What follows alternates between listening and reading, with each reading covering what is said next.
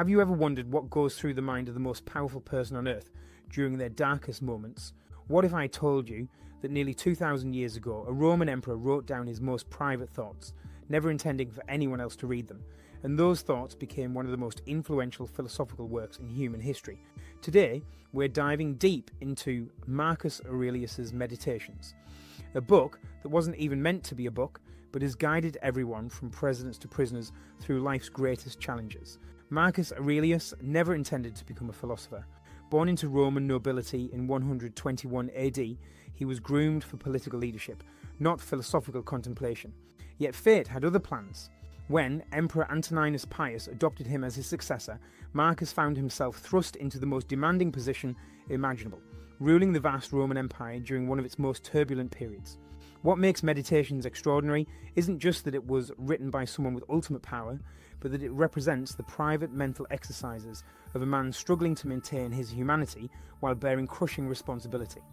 These weren't polished treatises meant for publication. They were personal notes, written in Greek during military campaigns along the Danube frontier, where Marcus battled Germanic tribes while simultaneously battling his own inner demons.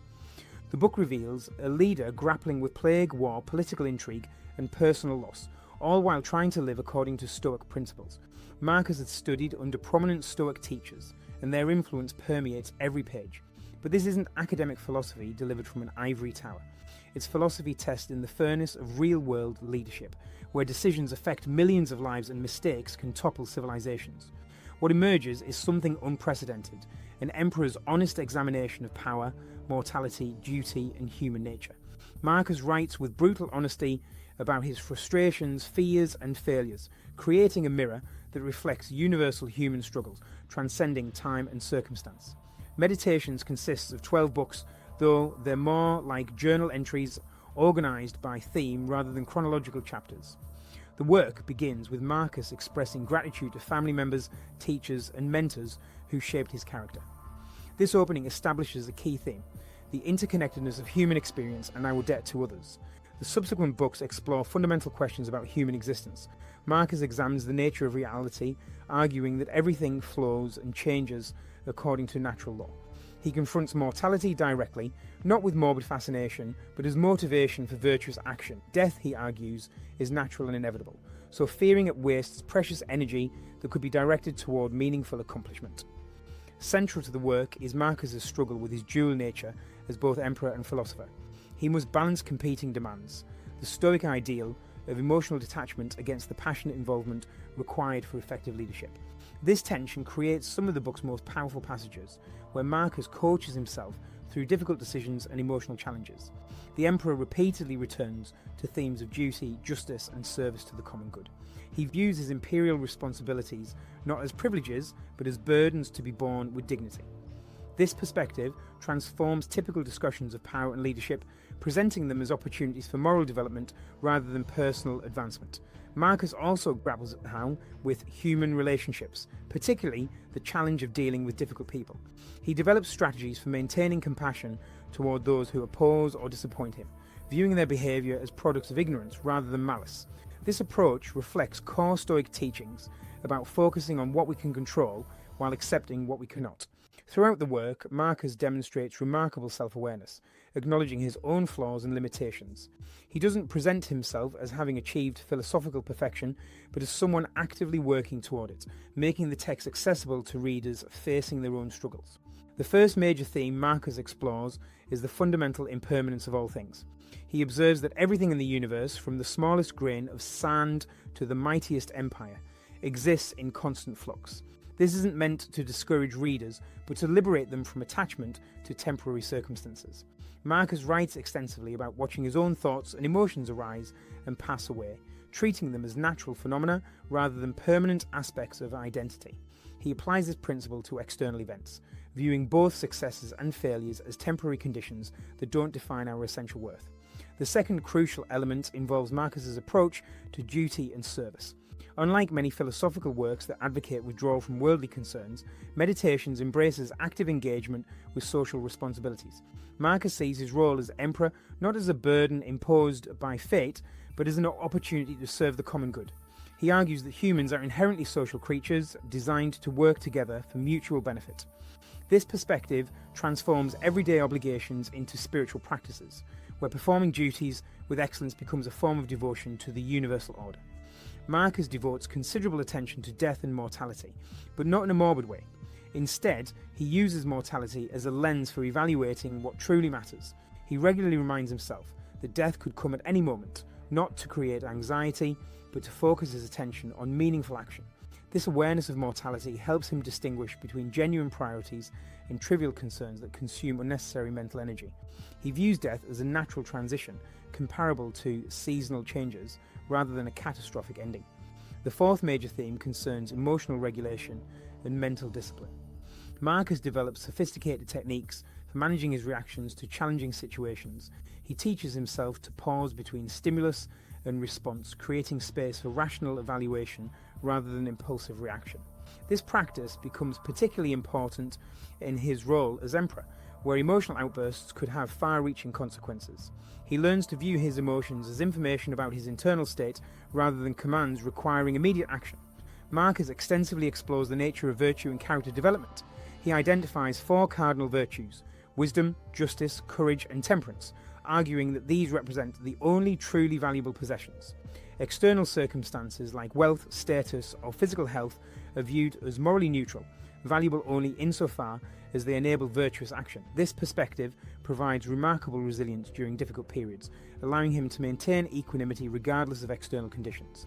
The sixth significant element involves Marcus's approach to difficult people and challenging relationships. Rather than viewing opposition as personal attacks, he develops strategies for maintaining compassion toward those who create problems. He reminds himself that people act according to their understanding of what's beneficial, even when their actions seem harmful or irrational. This perspective allows him to respond to challenges with patience and wisdom, rather than anger or frustration.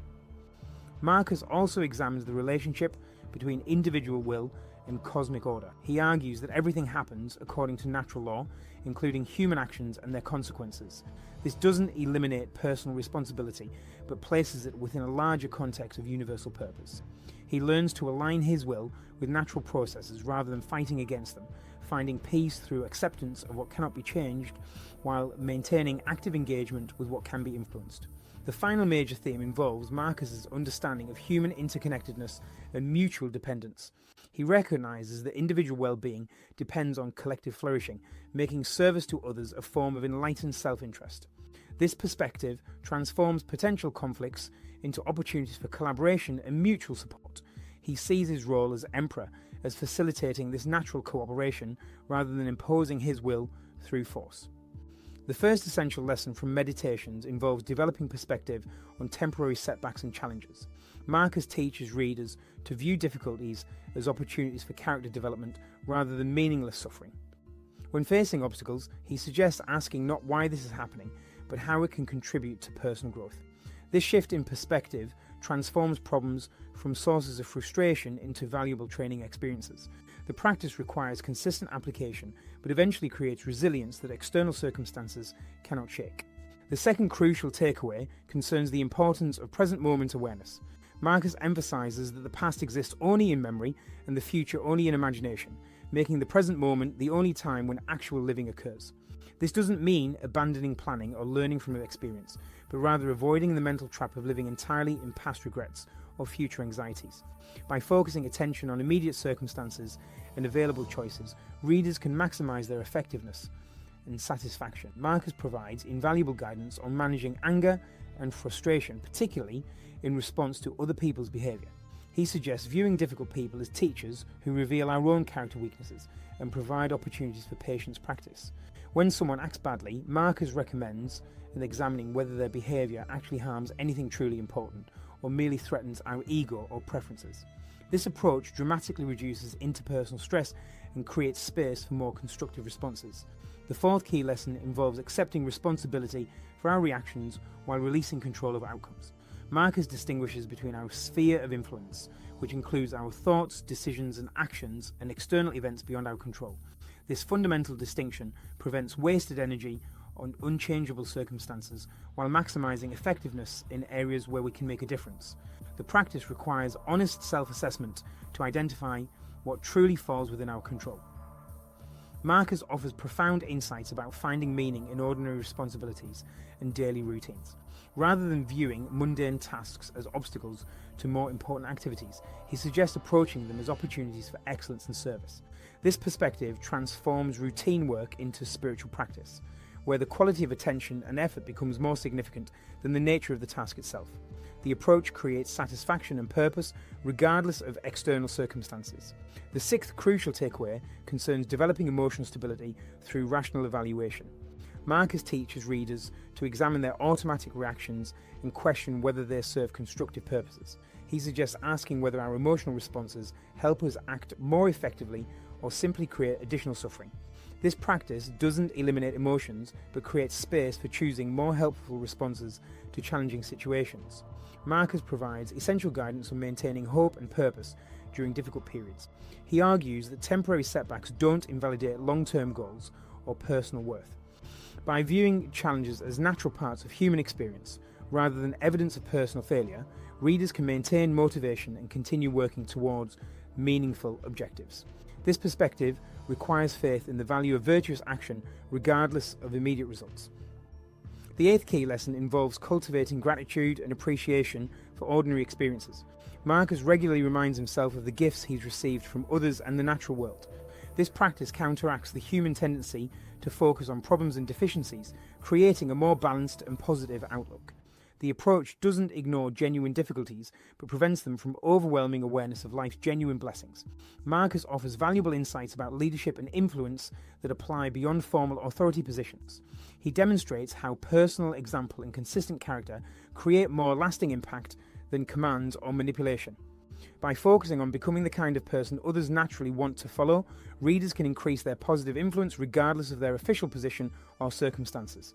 The final crucial takeaway concerns maintaining long-term perspective on temporary circumstances.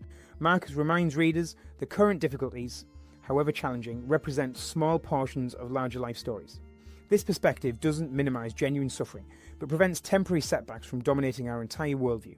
By maintaining awareness of life's broader patterns and purposes, readers can navigate immediate challenges with greater wisdom and resilience. Marcus Aurelius accomplished something remarkable. He demonstrated that philosophical wisdom can flourish even under the most demanding circumstances. His meditations prove that the pursuit of virtue and inner peace doesn't require withdrawal from worldly responsibilities, but can transform them into opportunities for spiritual growth. The book's enduring influence across cultures and centuries testifies to its universal relevance. What makes Meditations particularly powerful is its authentic voice. Marcus doesn't write as a distant sage dispensing abstract wisdom, but as someone actively struggling with the same challenges readers face. His honesty about his own limitations and failures creates connection rather than intimidation, making philosophical practice seem achievable for ordinary people dealing with ordinary problems. The book's practical wisdom remains startlingly relevant to contemporary challenges. Whether dealing with difficult relationships, professional pressures, or personal setbacks, Marcus's insights provide time-tested strategies for maintaining effectiveness and inner peace. His emphasis on focusing on what we can control while accepting what we cannot offers particular value in our information-saturated, rapidly changing world. Perhaps most importantly, Meditations demonstrates that philosophical practice isn't separate from daily life but transforms it. Marcus shows how ordinary activities become opportunities for virtue when approached with proper attention and intention. This integration of wisdom and action creates a sustainable approach to personal development that doesn't require dramatic lifestyle changes, but revolutionary shifts in perspective and attitude.